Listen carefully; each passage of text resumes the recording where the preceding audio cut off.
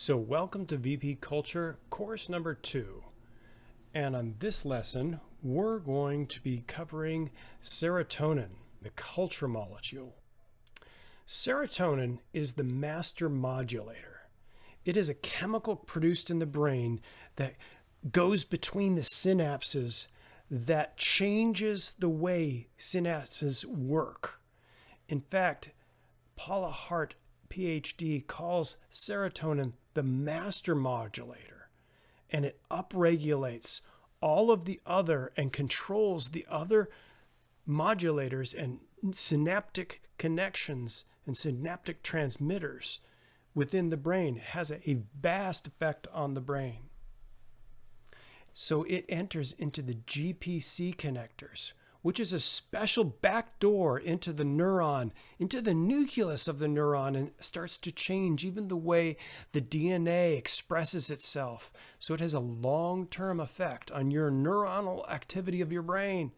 So serotonin has a large effect on how we think and how we behave for a long period of time. It's not just a synaptic connector that goes zap.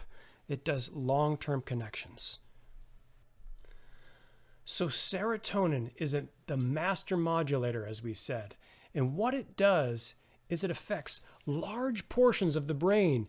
Most brain chemicals will only affect a certain area or between two portions of the brain. But serotonin has pathways that pervade throughout the entire brain, making it one of the most pervasive chemicals that affects your brain.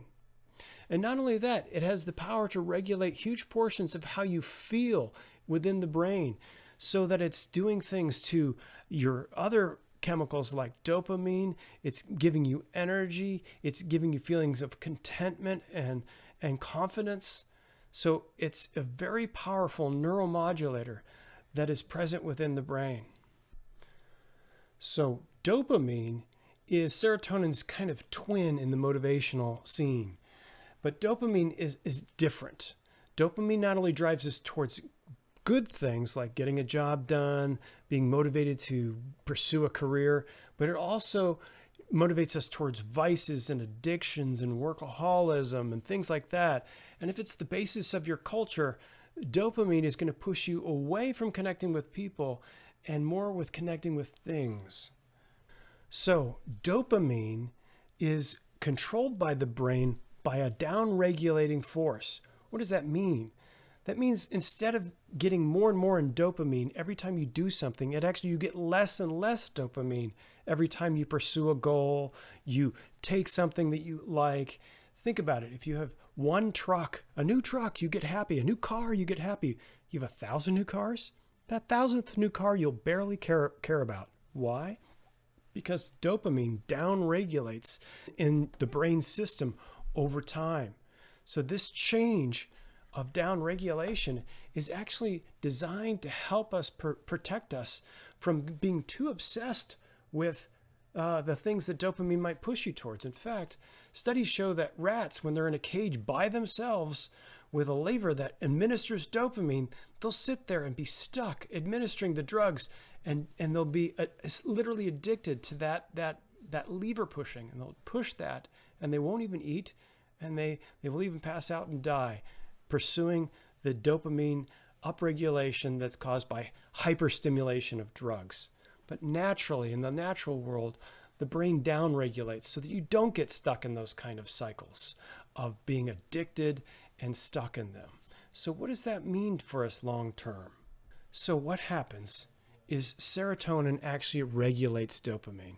So instead of getting too much dopamine and hyperstimulating the brain, serotonin allows dopamine to be released within normal, regulatory, healthy cycles. So that means we need to focus on serotonin being something that could be healthy and regulatory for all of the processes that we do. So pursuing goals doesn't become a bad thing. It just doesn't become everything in your life. In fact, serotonin will optimally regulate us towards moving towards our goals and towards other things in life in a healthy way, because it leaves us feeling content and not obsessive, pursuing something like dopamine does.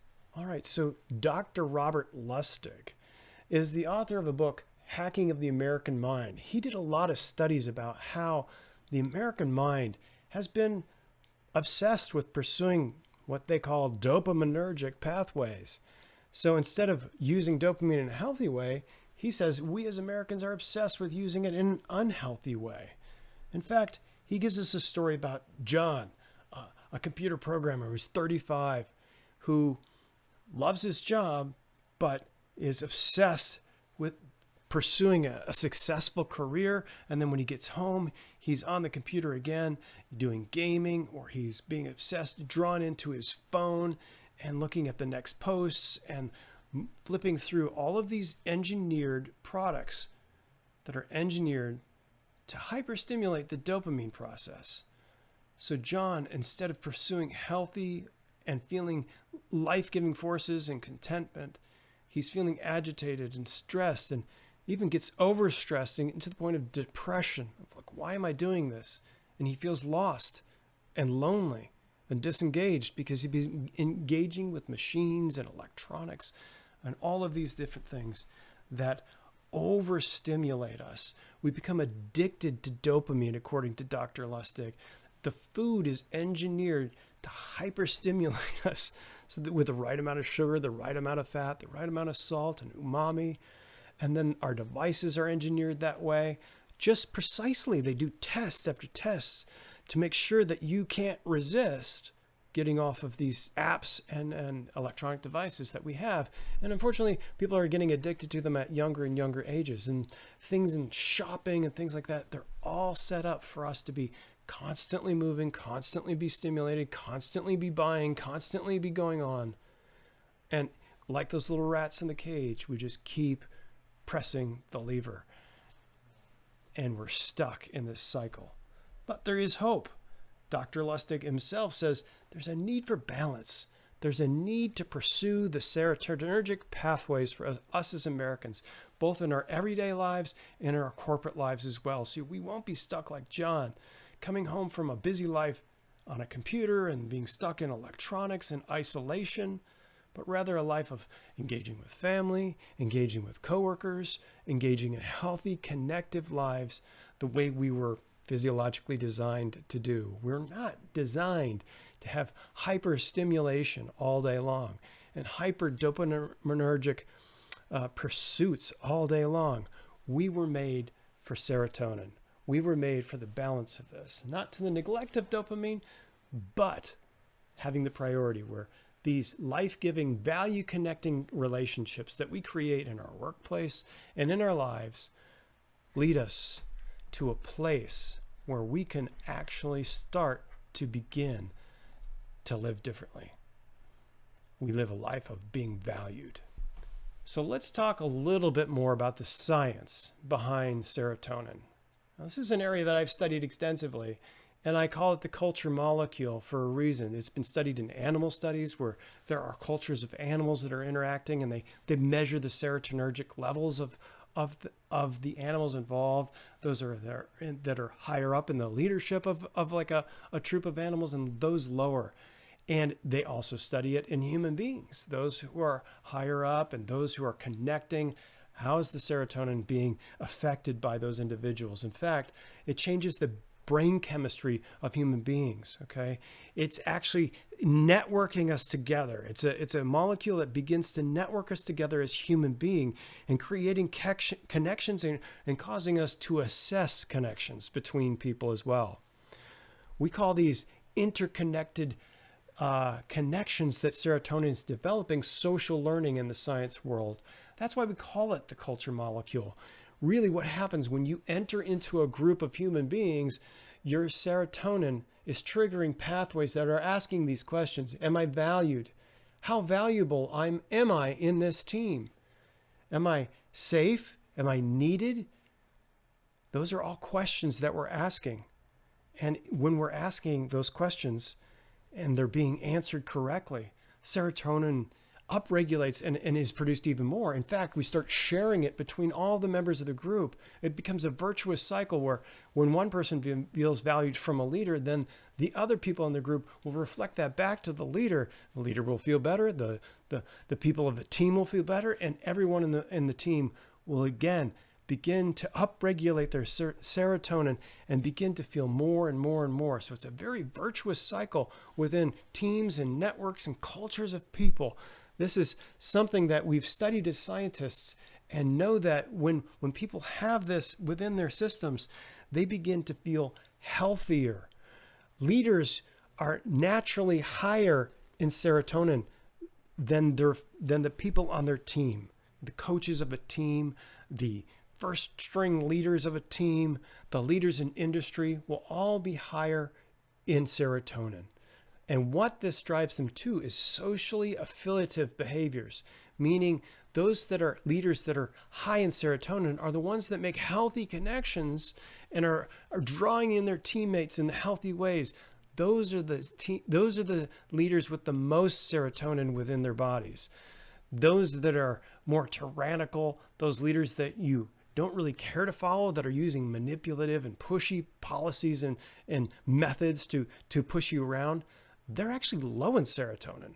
And they often take advantage of situations and teams that are not organized and well situated, that have clear hierarchies and have clear leaders, and that you've taken the time to select and train leaders so they know how to be socially affiliative and create great bonds within teams. People end up being healthy long term. All their immune systems begin to upregulate, their energy begins to upregulate on so many different measurable items of health. People do way better when they're connected within teams, and particularly a team leader that is high in serotonin and doing all these valuing people type of behaviors that will increase the serotonin levels of everyone within their group. So serotonin is the culture molecule. It's a team molecule. It's a social learning molecule. It's essential for culture, according to scientists. There's no way around this. We have to be engaging in these valuing people methodologies in order for our brains and bodies to be ignited and working in healthy ways within our organizations. All right. So let's look at some questions. Have you ever pursued something only to find yourself feeling unfulfilled once you've obtained it? So talk about that. Next question. Who in your life gives you a sense of strength or contentment? Do you have people in your life that give you a sense of strength and contentment? Let's discuss that. And let's look at question number 3. What time in your life did you feel the most at peace with yourself? And were you surrounded by good people at that point in time? So let's look into that question for a while. So that ends lesson number 2 of culture science. And in this lesson, we learned a lot about serotonin and how serotonin affects our minds and our bodies and our whole organizations and teams and groups of people that we live and function with. Thanks for listening, and tune into next week's lesson, lesson number 3.